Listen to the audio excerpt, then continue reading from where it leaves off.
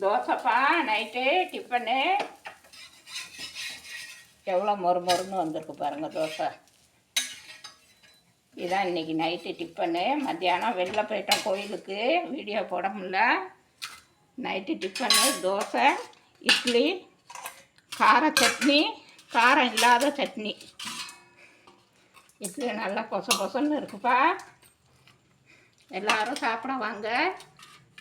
தோசை நல்லா மொறுன்னு இருக்குது.